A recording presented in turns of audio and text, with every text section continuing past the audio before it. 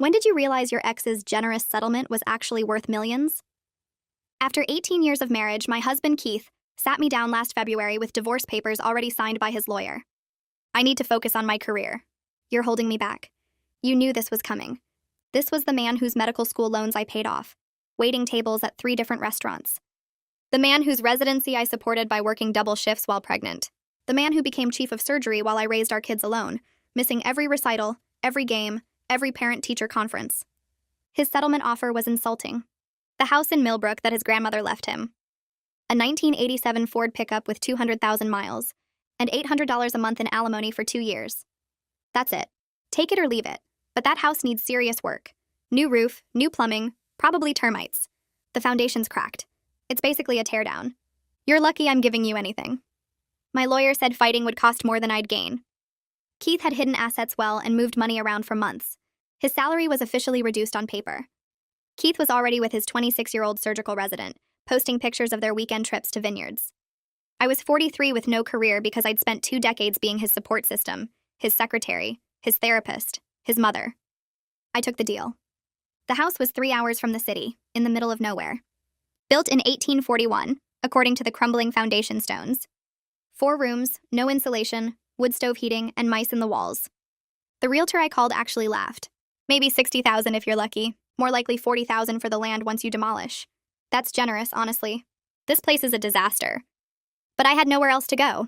My sister lived in California. My parents were gone. I moved in April, figuring I'd fix it up slowly and maybe get $80,000 eventually, enough to start over somewhere cheap. That's when I found the letters in the attic. Hundreds of them, tied with faded ribbon, hidden under the floorboards in an old leather trunk. All addressed to someone named Josiah Bellworth. The paper was yellow, fragile, but the ink was still readable. I Googled him. Nothing. But the return addresses were interesting. Frederick Douglass, Harriet Tubman, William Lloyd Garrison, Sojourner Truth, John Brown. My hands were physically shaking. I drove to the County Historical Society that afternoon. The historian, an elderly woman named Dorothy, went pale when I showed her one letter. This is Bellworth House? You actually own Bellworth House? We thought it was destroyed in the 1920s. Everyone thought it burned down. Josiah Bellworth ran the most important underground railroad station in the state. These letters are priceless. This changes everything we know about the network in this region. That night, I got a call from the State Historical Commission. They wanted to visit immediately. Then the National Park Service called. Then the Smithsonian. Then Yale University. Then the Museum of African American History. By May, I had 3 separate government agencies and 2 universities competing to buy the property. The state offered one, $2 million. The Park Service offered one, $8 million. The Smithsonian Partnership offered 2, $3 million plus consulting fees for the restoration. Yale offered $2 million plus a research position. Keith called me in June, super casual. Hey, just checking in. Heard you're doing some renovations on grandmother's place. How's that going? The neighbor mentioned seeing lots of cars there. Fine, just fine. Fixing things up. Actually, I've been thinking. That house has sentimental value. Maybe we should revisit the settlement. I could buy it back from you. Give you something nicer. Maybe a condo in the city? 2 bedrooms, a doorman, and much more practical for you. I played dumb. Oh, that's sweet. But I'm getting attached to country living. It's very peaceful here. 2 days later, his lawyer called. Dr. Haywood would like to offer you $200,000 for the Millbrook property. That's triple what it's worth. Very generous. You could buy something actually livable with that money. I declined. Keith called again, furious this time. That house belonged to my grandmother. It's family heritage. You're being spiteful. You have no right to keep it. Strange how it wasn't family heritage when you dumped it on me 6 months ago. The calls got desperate. $300,000. Then $400,000. Then $500,000. His new girlfriend started texting me. Please be reasonable. Keith's grandmother would want the house to stay in the family. He's really hurt by this. You're destroying his connection to his grandmother. Think about his feelings. I blocked her after she sent 15 messages in 1 hour. In July, Keith showed up at the house with his lawyer and a new offer. $1 million, cash, today. The lawyer had the papers ready, the check already written. Sign now and transfer the deed. We can have this done in an hour. We both know why you want this house, Keith. No idea what you mean. The house just has sentimental value. Your cousin told me, the one who works at the Historical Commission. He called you about the letters in March, before you filed for divorce.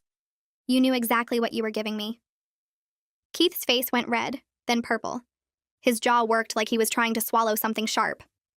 The lawyer beside him cleared his throat and shifted his briefcase from one hand to the other. Keith had brought them both here expecting me to fold the way I always had when he wanted something. He used to give me that look during our marriage, the one that said I was being difficult and I'd back down every time. Not anymore. Keith straightened his shoulders and put on what I called his doctor face, the calm professional expression he used with patience. His grandmother specifically wanted this house to stay in the family. She told me that before she died. You're dishonoring her memory by being difficult about this whole situation. We can work this out reasonably if you just stop being so stubborn.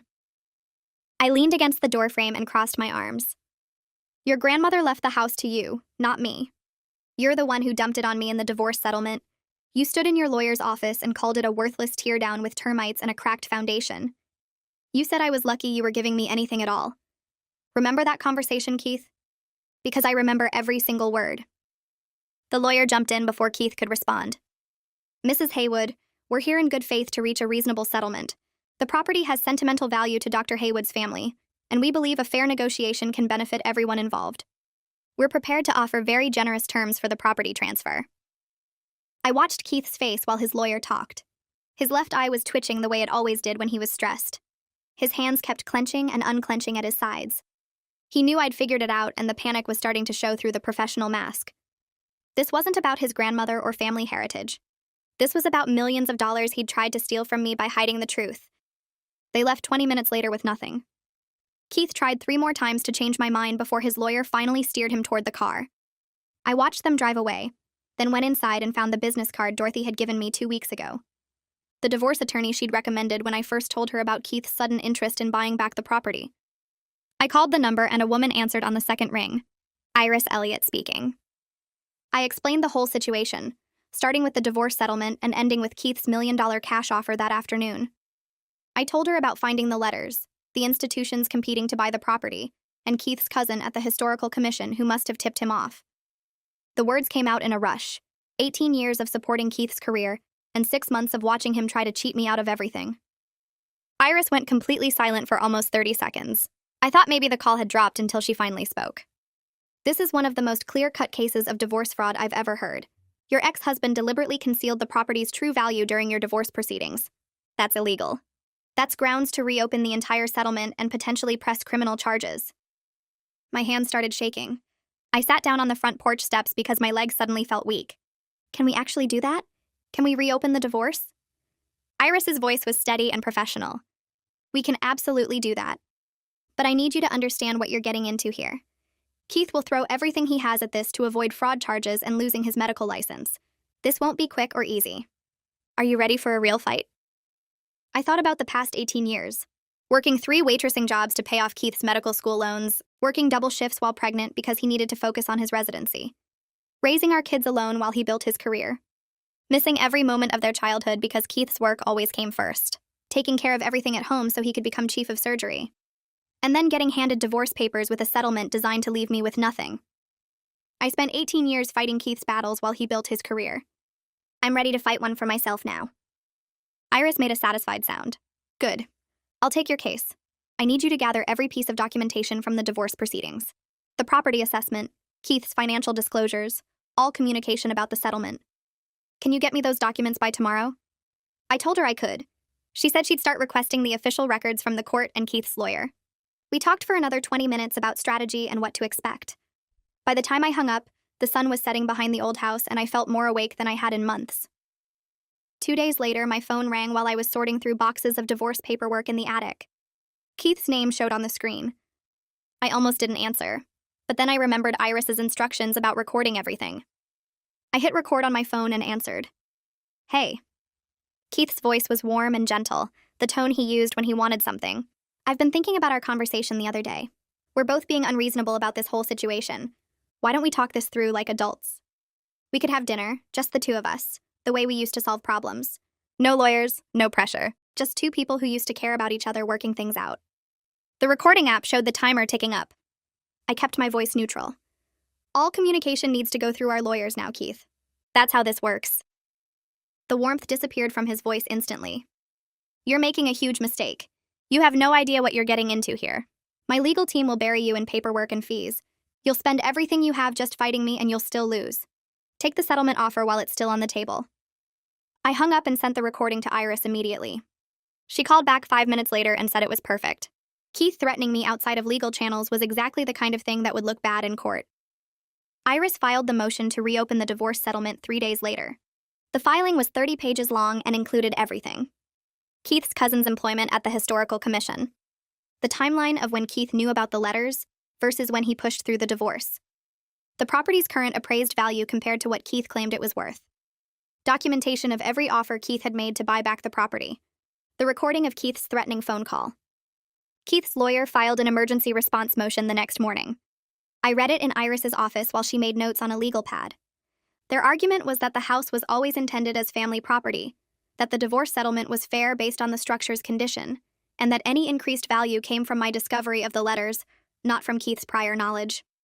Iris circled 3 sections of their filing and looked up at me. This is weak. They're trying to separate the property value from the historical significance, but those two things are inseparable. The house is valuable because of its history. Keith knew about the history before the divorce. Therefore, he knew about the value. It's simple logic. Can we prove he knew? I mean, really prove it in court? Iris tapped her pen on the legal pad. We need the emails between Keith and his cousin, the ones where they discussed the letters and the Historical Commission's interest. Your ex's cousin works for a government agency, which means those emails are potentially subject to public records requests. But it would be faster if he just handed them over voluntarily. She picked up her phone and made a call. I listened to her explain the situation to someone, her voice professional but firm. She mentioned subpoenas and public records laws and the cousin's professional reputation. When she hung up, she looked satisfied.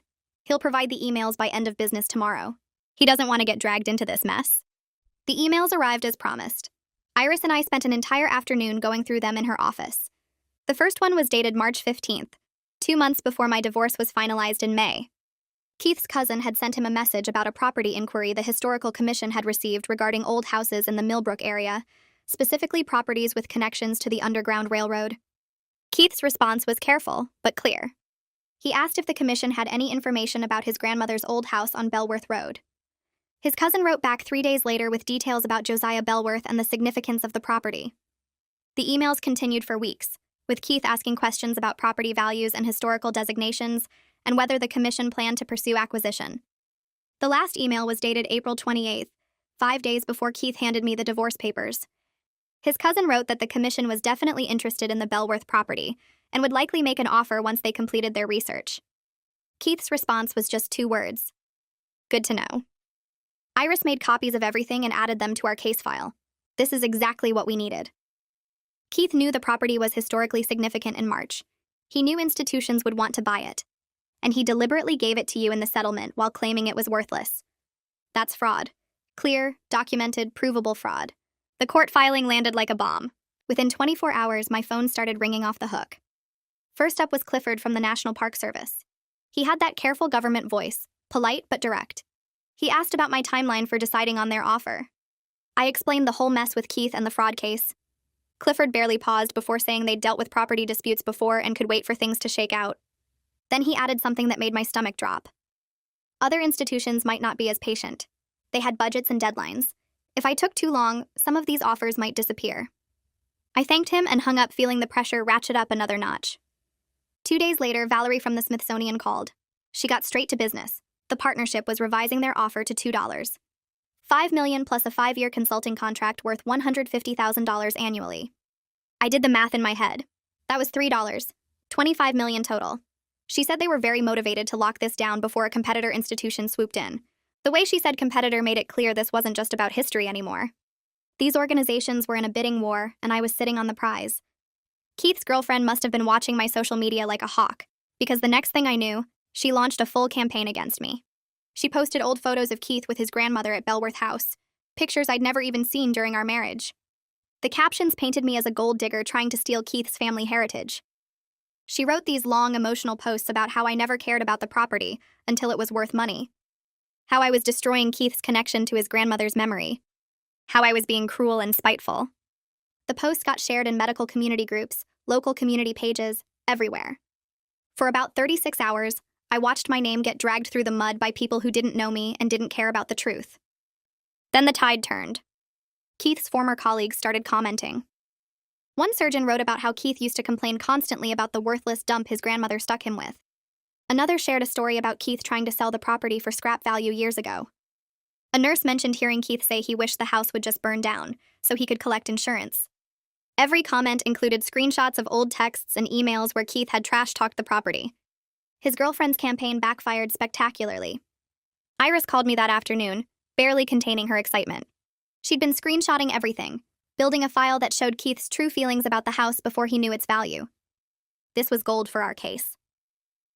The following Monday, I drove to Iris's office to meet with the forensic accountant she'd hired. Cody Rivers looked exactly like you'd expect a forensic accountant to look. Quiet, methodical, dressed in a gray suit that probably cost more than my truck. He spread Keith's financial disclosures across the conference table and spent 3 solid hours going through everything with a fine-tooth comb. I tried to follow along, but the numbers blurred together after a while. Finally, Cody looked up and spoke for the first time since we'd started. Keith's financial picture had more holes than Swiss cheese. That was his exact phrase, delivered completely deadpan. Cody walked me through it step by step. Keith claimed his salary got reduced right before our divorce.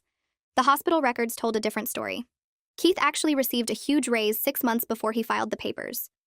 The reduction was only on paper, a creative accounting trick. The difference between his real salary and his claimed salary went into accounts he never told me about. Accounts that never appeared in any divorce filing. Cody estimated Keith had been siphoning money for at least 2 years, maybe longer.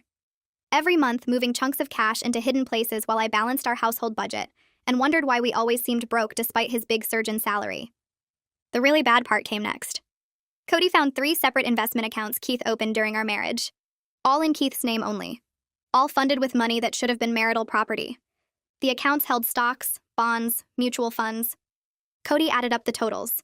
Over $400,000 that should have been split 50-50 in the divorce. Money Keith hid while claiming he couldn't afford better alimony. Money he protected while giving me a crumbling house and a truck with 200,000 miles. Iris filed an amended motion that same week. This time, the filing included everything. The hidden accounts, the fake salary reduction, the systematic financial deception spanning years. She explained this changed our entire strategy. We weren't just fighting over one undervalued property anymore. We were documenting a pattern of deliberate fraud throughout the divorce. Keith hadn't just lied about the house, he'd lied about everything. 3 days after the amended filing, Keith showed up at Belworth House without warning. I was in the kitchen making coffee when I heard his car in the driveway. My heart started pounding before I even looked out the window. There he was, climbing out of his BMW like he owned the place. He walked up to the porch and knocked. I didn't move. He knocked again, harder. Then he started talking through the door. He said he just wanted to walk through his grandmother's home one last time. That he had memories here. That I was being unreasonable. When I still didn't answer, his voice changed. He started yelling, saying I'd changed, become someone he didn't recognize, that I never used to be this cold and calculating, that the woman he married would have been kind about this. I walked to the door but kept it locked. I told Keith through the wood that I learned from the best teacher, that this was my property now, legally mine, and he needed to leave before I called the police. My voice shook, but I got the words out. Keith went silent for a minute. Then he walked back to his car. But he didn't drive away. He just sat there at the end of the driveway, engine off, staring at the house. I watched him through the window for 20 minutes before he finally started the car and left. My hands were still shaking an hour later. The next morning, my phone rang while I was making coffee. The caller ID showed the county sheriff's office. My stomach dropped. I answered, and a man introduced himself as Sheriff Brennan, his voice careful and professional. He said Keith filed a complaint yesterday claiming I was blocking him from accessing his family property. The sheriff cleared his throat and explained he had to follow up on any complaint filed, but he wanted me to know this looked like a civil matter, not criminal. He asked if Keith had tried to enter the property, and I'd prevented him.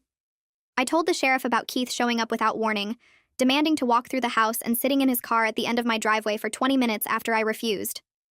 The sheriff made a note and said that was helpful information. He advised me to document any future contact and suggested I might want to talk to my lawyer about a restraining order if Keith kept showing up unannounced. I thanked him and hung up, then immediately called Iris to tell her about the sheriff's visit and his complaint.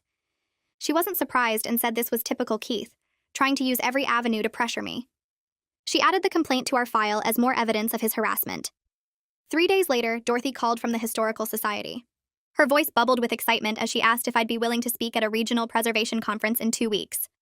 The conference focused on Underground Railroad sites, and the Bellworth discovery was exactly the kind of story they wanted to feature. I felt my chest tighten at the thought of standing in front of a room full of historians and experts. I told Dorothy I'd never done public speaking and wasn't sure I was the right person for this. She insisted my story needed to be told, not just the historical discovery, but also the fight to preserve the property from Keith's attempts to reclaim it. She said the preservation community needed to hear about threats to historical sites from private interests. I asked if she really thought my divorce drama belonged at an academic conference. Dorothy laughed and said property disputes were part of preservation work, and my situation highlighted why legal protections for historical sites mattered.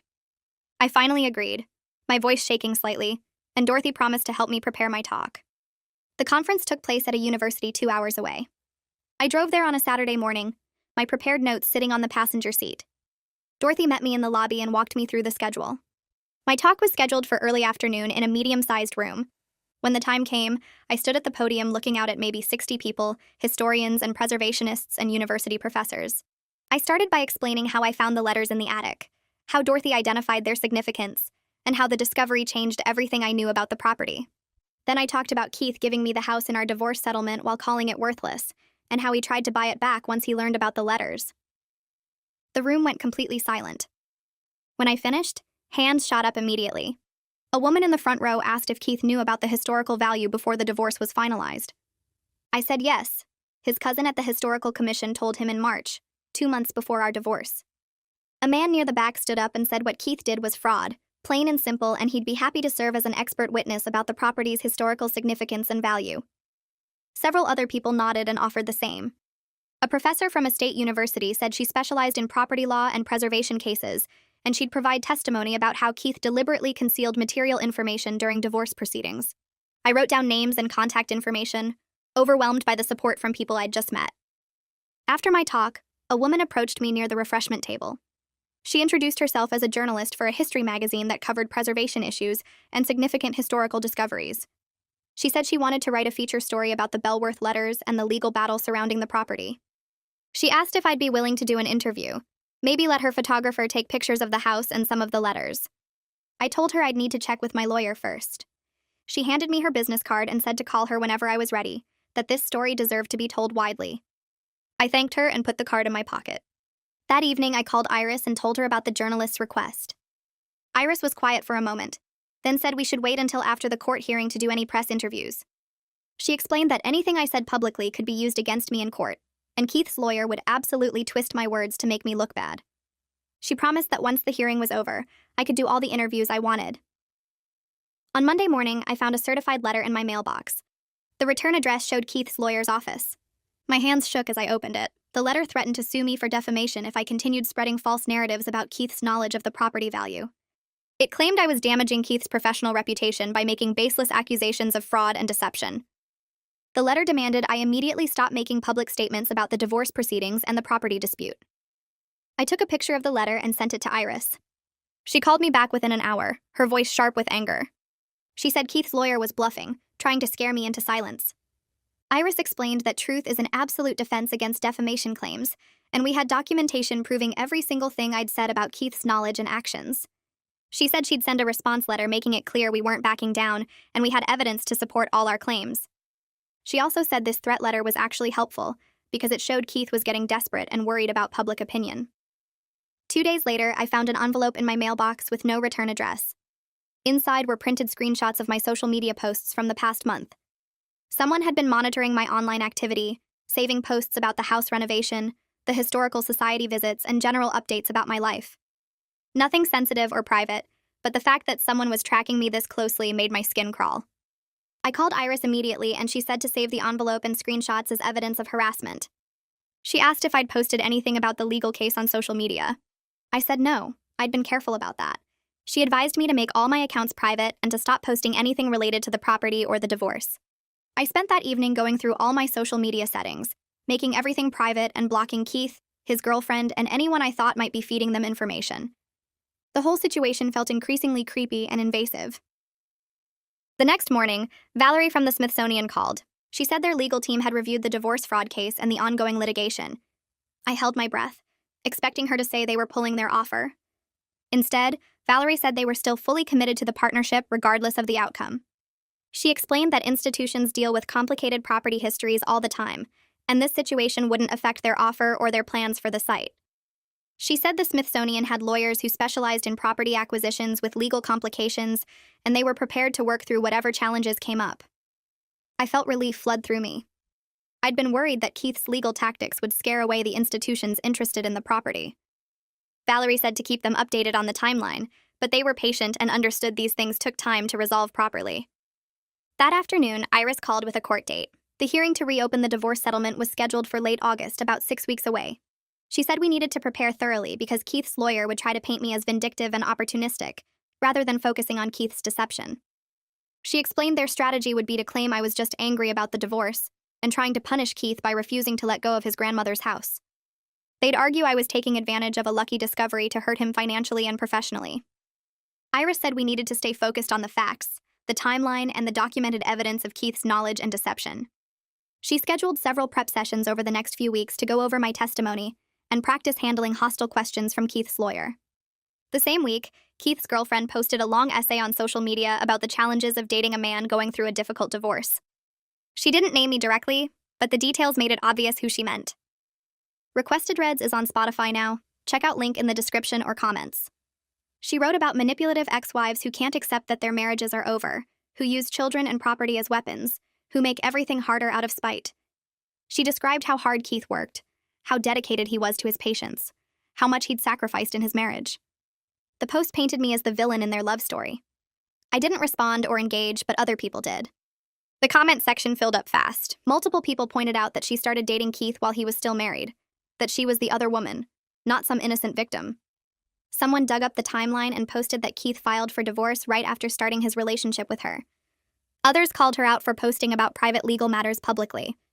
The essay backfired completely, making both her and Keith look worse instead of generating sympathy. For the next week, I met with Iris almost daily to prepare my testimony. We went over every detail of my marriage to Keith, from paying his medical school loans to supporting him through residency, to raising our kids alone while he built his career. We reviewed the divorce proceedings, Keith's settlement offer, his specific language about the house being worthless and needing to be demolished. We practiced my answers about finding the letters, discovering their significance, and Keith's subsequent attempts to reclaim the property. Iris coached me to stay calm and factual no matter what Keith's lawyer said to me. She warned me he'd try to make me angry or defensive, try to get me to say something emotional that would make me look unstable or vindictive. She had me practice responding to hostile questions with simple, direct answers focused on facts and timeline. She reminded me repeatedly that we had the evidence on our side, that Keith's own emails and financial records would tell the story even if my testimony wasn't perfect. The night before the hearing, my phone buzzed at 11:47 p.m. with a text from Keith. It didn't have to be like this. Just those 6 words.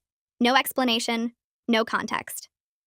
I stared at the message for a full minute before screenshotting it and forwarding it to Iris with a note about the timestamp. She replied within 3 minutes even though it was almost midnight. Perfect. This shows him trying to contact you outside legal channels right before the hearing. Judge won't like it. I couldn't sleep after that, lying in bed replaying every conversation we'd had during the divorce, every lie he'd told about the house being worthless. My alarm went off at 6, but I'd been awake since 4, watching the ceiling fan spin in circles. The courthouse parking lot was already half full when I arrived at 8:30 for the 9 o'clock hearing. I sat in my car for 10 minutes, hands gripping the steering wheel, before finally forcing myself to walk toward the entrance. Keith was standing in the lobby with his girlfriend when I came through security. He looked absolutely terrible, like he hadn't slept in weeks. His face was pale and drawn, dark circles under his eyes, his suit wrinkled like he'd pulled it straight from the laundry basket. The girlfriend wore a navy blue dress suit that belonged at a wedding, not a courthouse, way too formal and fancy for the occasion. She glared at me across the marble lobby, her arms crossed tight over her chest. Keith wouldn't look at me directly, just stared at the floor tiles while his lawyer talked to him in a low voice. Iris appeared beside me and guided me toward the courtroom, her hand firm on my elbow. Don't engage with them. Don't even look their direction. We walked past Keith and his girlfriend without a word, but I felt his eyes follow me the whole way.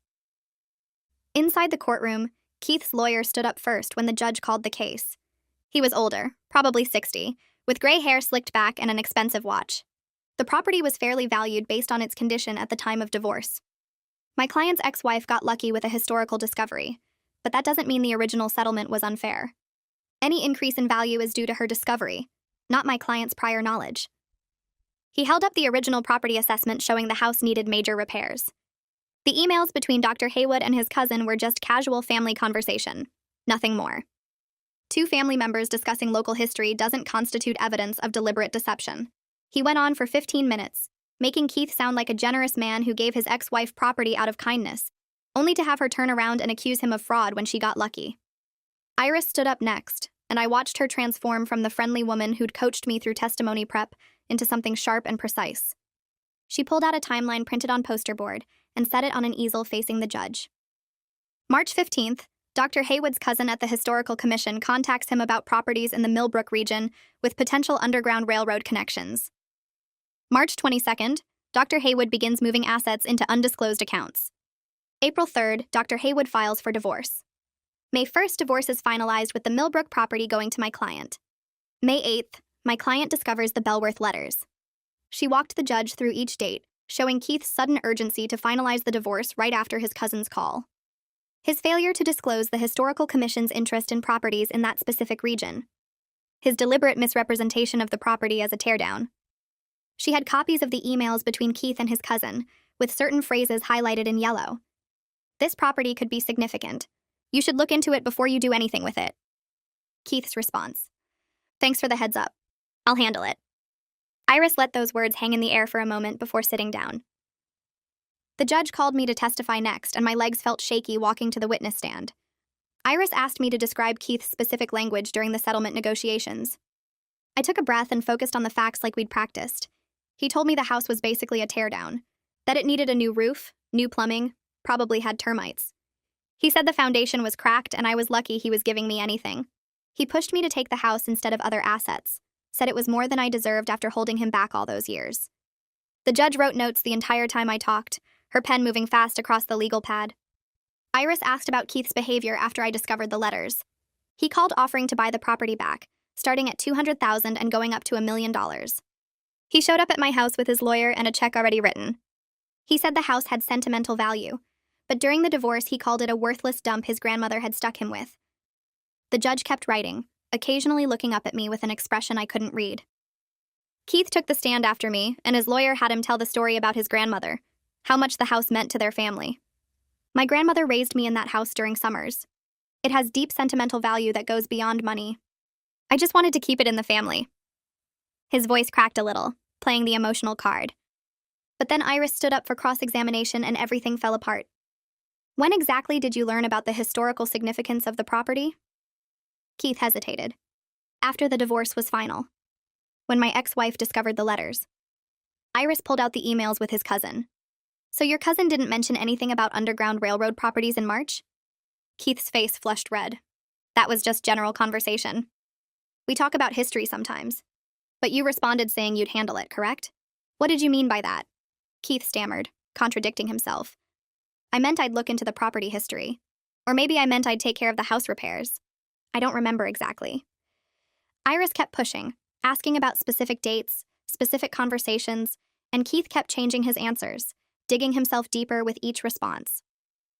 Cody took the stand after the lunch break and methodically destroyed what was left of Keith's credibility. He presented bank statements showing Keith opened 3 separate investment accounts in the 2 years before filing for divorce. Documentation of Keith's actual salary versus what he claimed in divorce filings. Evidence of systematic asset concealment totaling over $400,000. Cody spoke in a calm, factual tone, just laying out numbers and dates, but the impact was devastating. Keith's lawyer tried to object, tried to claim the financial information wasn't relevant to the property dispute, but the judge overruled him. This goes to the pattern of deception alleged in the motion. I'll allow it. Cody continued for another 30 minutes, showing how Keith had deliberately hidden money while claiming reduced income. Keith's lawyer had no questions for Cody, just sat there looking defeated while his client's entire financial scheme got exposed in open court. The judge didn't rule immediately, which Iris had warned me might happen. I'm deeply troubled by the evidence I've heard today regarding financial deception and misrepresentation of assets. I need time to review all the documentation and testimony before making a ruling. I'll issue a written decision within 2 weeks. She looked directly at Keith. I'm warning both parties against any contact outside of proper legal channels while I deliberate on this matter. Any violations will be taken very seriously. Keith stared at the table in front of him, his lawyer whispering urgently in his ear. The judge gathered her papers and left the courtroom, and I felt like I could finally breathe again after holding my breath for hours. Outside the courtroom, Iris walked with me toward the exit. That went as well as we could have hoped. The judge's comments about being deeply troubled, that's good for us. She sees through his story. I felt cautiously hopeful but completely drained from spending 6 hours reliving the worst period of my life. Every detail of our marriage, every lie Keith told, every manipulation laid out for strangers to judge. Iris squeezed my shoulder. Go home, rest. We'll hear from the judge in the next 2 weeks. Try not to worry too much. I nodded, but worry was all I could feel, mixed with exhaustion and a strange sense of accomplishment that I'd finally stood up to Keith in a way that mattered. I was walking toward my car in the parking garage when Keith's girlfriend appeared from behind a concrete pillar. You're ruining his life over money. That property should rightfully be his. He's worked so hard, sacrificed so much, and you're destroying his career, his reputation, everything he built. She stepped closer, her voice getting louder. All because you can't accept that your marriage is over. You're pathetic. I walked past her without saying a word, keeping my eyes forward, my purse clutched tight against my side. She followed me for a few steps, still talking, still accusing, but I just kept walking. My hands were shaking so badly when I reached my car that I dropped my keys twice before managing to unlock the door. I sat in the driver's seat with the door locked, watching her storm back toward the courthouse entrance, and realized my whole body was trembling from adrenaline and anger and relief that the hearing was finally over.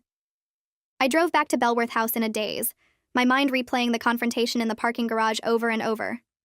The next morning, I woke up to my phone buzzing with a text from Iris telling me to check my email immediately. The hospital where Keith worked had sent a formal notification that they'd received copies of the court filings and were opening an ethics investigation. Keith was placed on administrative leave pending the outcome of their review into his financial disclosures and professional conduct. Someone had sent the hospital board every single document from our hearing, all the evidence about his hidden accounts and false salary claims, all the proof of his fraud laid out in official court records. I sat at my kitchen table staring at the email, my coffee getting cold in my hands. Keith had spent years building his reputation as chief of surgery, collecting awards and speaking at conferences, and now the hospital board was questioning whether he'd lied on his employment disclosures too. 2 days of silence followed, and I almost convinced myself Keith would handle this through his lawyer like the judge ordered. Then my phone rang at 7 a.m. with Keith's name on the screen. I answered and immediately regretted it because he was screaming, so loud I had to hold the phone away from my ear. He called me every horrible name he could think of, said I'd destroyed his career and his reputation, that I was a vindictive witch who couldn't stand to see him happy with someone else. He said I'd sent those documents to the hospital myself just to hurt him, that I was trying to ruin his entire life because I was bitter about the divorce. I hung up without saying a word and immediately called Iris, my hands shaking so badly I could barely dial. She answered on the first ring and listened while I explained the call, then told me she was reporting the contact to the court as a direct violation of the judge's order. Keith wasn't supposed to contact me at all while the judge deliberated, and calling to scream threats definitely qualified as improper contact. Iris said the violation wouldn't help Keith's case and might actually push the judge toward a harsher ruling. 8 days after the hearing, a thick envelope arrived from the court with the judge's written decision. I sat on my porch steps and opened it with trembling fingers, reading through pages of legal language until I got to the conclusion. The judge found that Keith had committed fraud through material misrepresentation of assets and deliberate concealment of the property's true value. She wrote that the evidence clearly showed Keith knew about the historical significance before filing for divorce and had systematically hidden this information to cheat me out of my fair share of marital assets. The original divorce settlement was void, completely thrown out like it never existed. The judge ordered a complete reassessment of all marital assets with full financial disclosure from both sides, essentially starting the entire divorce process over with accurate information this time. I called Iris immediately, and she explained what the ruling meant in practical terms. We'd be going through property division again, splitting assets based on their real values instead of the fake numbers Keith had provided. This could take months to fully resolve because Keith's lawyer would probably appeal, and we'd need to track down every account and investment. But I was now in a much stronger position because Keith had been caught lying under oath, and the court knew he'd tried to steal millions from me. His credibility was destroyed and mine was solid. 3 days later, Keith's lawyer filed an appeal just like Iris predicted. She said appeals rarely succeeded in fraud cases with this much documentation, especially when the judge had been so clear about finding deliberate deception. The appeal would drag things out for a while, but she felt confident the ruling would stand. I spent the next week meeting with all 4 institutions that had made offers on Belworth House, explaining the legal situation and the updated timeline. The State Historical Commission representative looked disappointed but said they understood. The Park Service director seemed frustrated but professional. Yale's representative started talking about other properties they were considering. But Valerie from the Smithsonian Partnership just nodded and said they'd dealt with complicated property disputes before. She asked how long I thought the legal process would take, and I told her honestly that I didn't know. Maybe months or even a year if Keith kept fighting. Valerie said the Smithsonian was willing to put their offer in writing with a clause making the purchase contingent on resolution of the legal dispute. This would give me leverage in the divorce renegotiation because Keith would see exactly what he'd lost. A formal offer for $2.5 million that he could have shared if he'd been honest from the start. I signed the contingent offer letter in Valerie's office that afternoon, and she gave me copies to provide to my lawyer.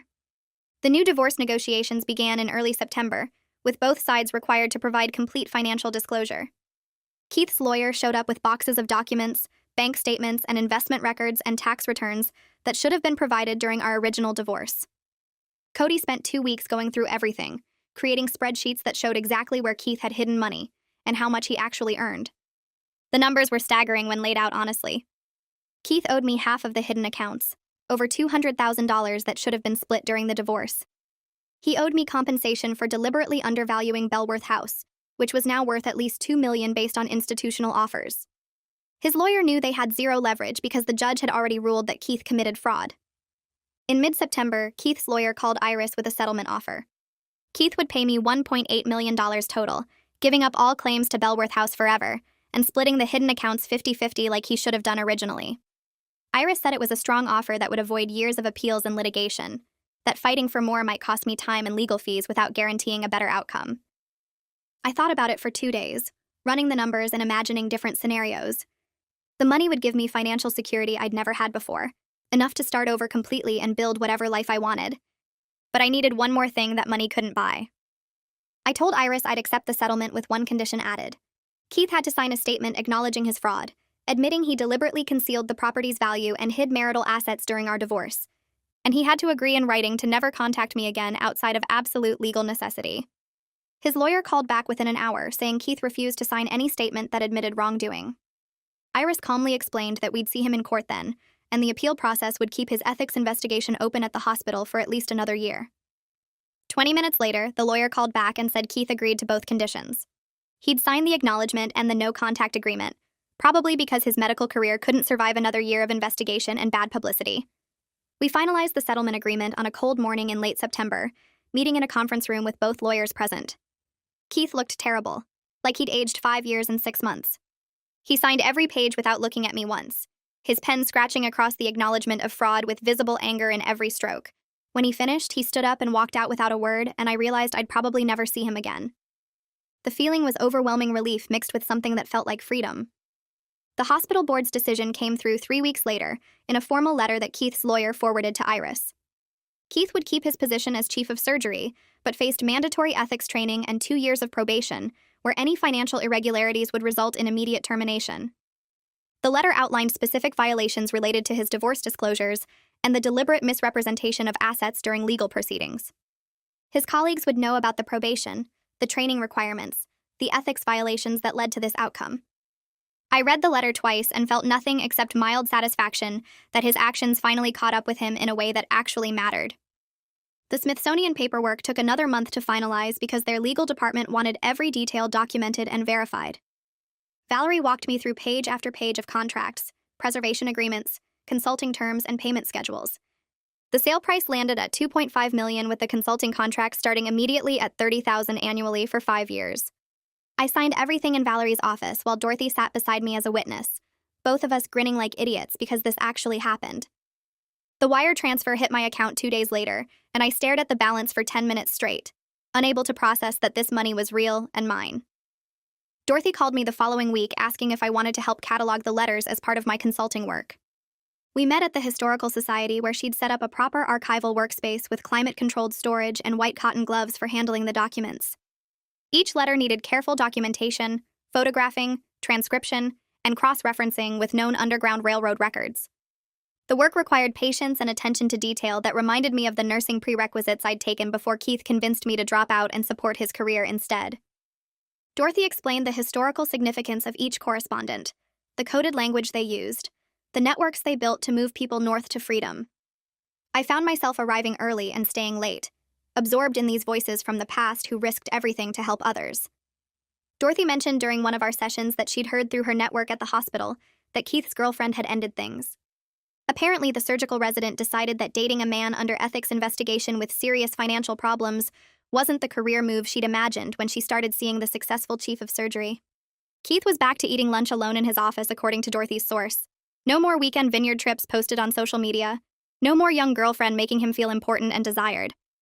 I felt nothing hearing this news except mild curiosity about whether Keith finally understood what it felt like to be discarded when you stopped being useful. I started house hunting in October using part of the settlement money for a down payment.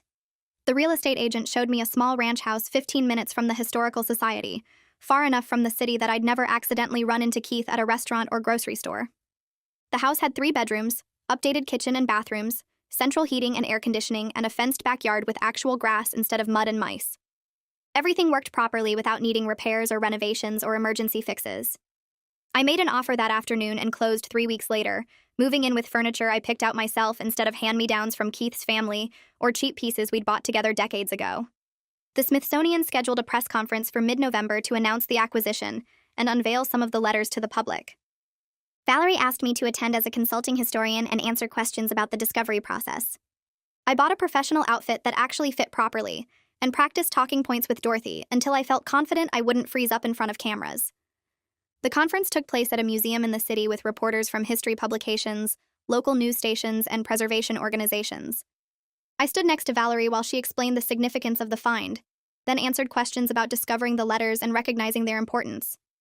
The journalist from the history magazine who'd approached me months ago asked about the legal battle to preserve the property, and I told the whole story without naming Keith directly, but making it clear someone had tried to reclaim the house after learning its true value. Universities started reaching out in December with research positions and graduate program opportunities. Yale offered a position in their preservation department with full benefits and tuition remission for doctoral studies. 2 state universities contacted me about their public history programs and seemed excited about my access to the letters for thesis research. I was 43 years old, sitting at my kitchen table reading emails from professors who wanted to work with me, something I'd never imagined possible during my marriage when every decision revolved around Keith's career and convenience. Going back to the school felt terrifying and exciting in equal measure, a chance to build something that was entirely mine. Keith's lawyer sent a final email in late December with an attached document. The settlement agreement required Keith to provide a formal written apology acknowledging his actions during our divorce. I opened the attachment and read 3 paragraphs of legal language expressing regret for any misunderstandings or miscommunications that occurred during our separation. The apology was clearly drafted by his attorney with no genuine remorse or personal accountability, just careful wording designed to fulfill a legal obligation without admitting real wrongdoing. I saved the document to a folder and closed my laptop without responding, because Keith's apology meant nothing compared to the life I was building without him. I enrolled in a master's program in public history at a nearby university in January, using my Smithsonian consulting work as the foundation for my thesis proposal. The application process felt surreal after 2 decades away from academic settings, but the admissions committee seemed genuinely excited about my unique access to primary source documents and ongoing preservation project. My thesis advisor was a professor who specialized in Underground Railroad history, and nearly jumped out of her chair when I explained my consulting role with the letters. She scheduled weekly meetings to discuss my research direction and connected me with other faculty members working on related projects. Classes started in late January, and I found myself sitting in seminars with students half my age, taking notes and participating in discussions about historical methodology and archival research. 6 months after the settlement, my life looked completely different from anything I'd imagined back in February when Keith handed me divorce papers. I spent mornings in graduate classes learning research methods and historical theory, afternoons at the Historical Society working with Dorothy on the letter catalog, and evenings reading assigned texts or writing papers for my courses. Some days I collapsed into bed, exhausted from juggling multiple commitments, and wondered if I'd taken on too much too fast. But it was the good kind of tired that came from working towards something meaningful, instead of the hollow exhaustion I'd felt during my marriage, constantly giving everything to support Keith's ambitions, while my own potential withered from neglect. I ran into Rachel at the coffee shop near campus in March, someone I hadn't seen since before Keith's residency started. She was ordering a latte when I walked in, and her face lit up with genuine surprise. We grabbed a table by the window and talked for 2 hours, catching up on everything that happened since we'd lost touch 15 years ago. Rachel told me she'd tried reaching out a few times during my marriage, but I never responded, and she eventually assumed I didn't want to maintain the friendship.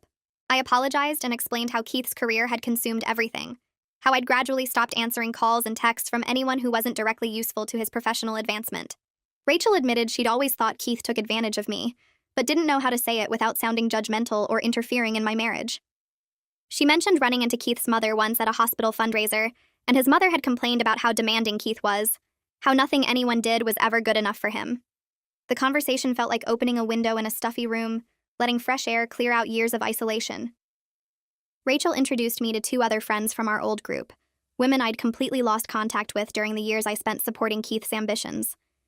We started meeting for lunch every few weeks, and they were amazed by my transformation from the exhausted, anxious person they remembered into someone who actually had her own life and goals.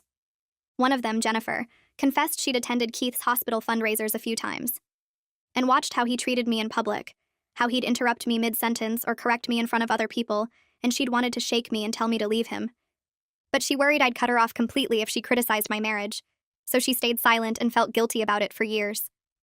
These conversations helped me understand how isolated I'd become during my marriage, how Keith had gradually cut me off from everyone who might have helped me see what was happening. The restoration ceremony at Bellworth House took place in late April with over 200 people attending. Historians, preservationists, descendants of people who used the Underground Railroad, local officials and representatives from the Smithsonian Partnership all gathered on the property for the official announcement. Dorothy and I had worked for months preparing a catalog of the letters and documenting the house's history, creating a comprehensive record of its role in the Underground Railroad network. The Smithsonian representative asked me to speak about discovering the letters, and I stood at a podium set up on the front lawn feeling nervous, but also genuinely proud of what I'd helped preserve. I talked about finding the trunk in the attic, reading the letters for the first time, and realizing I'd stumbled onto something historically significant. Several descendants approached me afterward to thank me for preserving their family history, for making sure these stories wouldn't be lost. One woman showed me a photo of her great-great-grandfather, who had passed through this house on his journey north, and she started crying as she talked about finally having proof of his route to freedom. The ceremony felt like validation, that this fight with Keith had been worth it, that protecting this property mattered beyond just my personal financial security.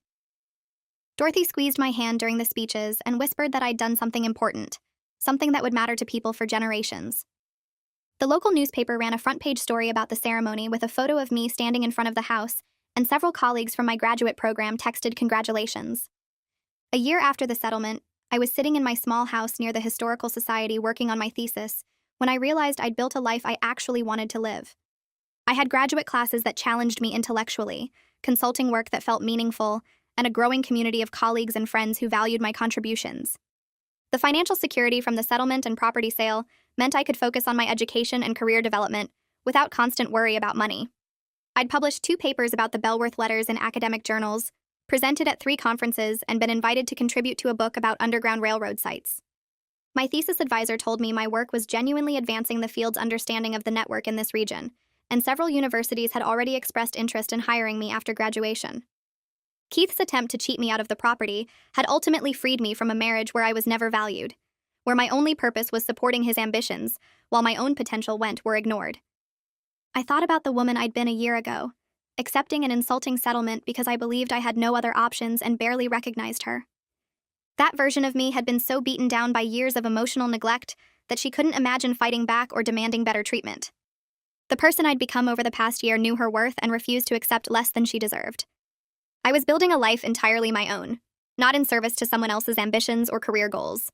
The house Keith tried to dump on me became the foundation for my independence, providing both the financial resources and the professional opportunities I needed to start over. I'd never get back the 18 years I spent supporting his career, missing opportunities and sacrificing my own goals to make his life easier. But I was genuinely excited about the future I was creating now, about the work I was doing and the person I was becoming.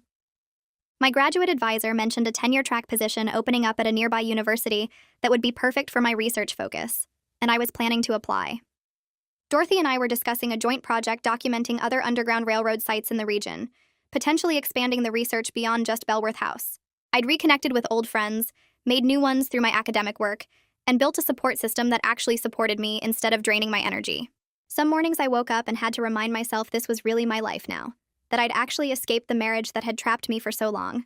Keith had tried to cheat me one last time on his way out, and instead he'd accidentally given me the key to my freedom. Okay, that's where we'll stop before I start rambling again. Seriously, though, thanks for hanging out till the end. It means a lot. Go drink some water or text someone you care about, yeah?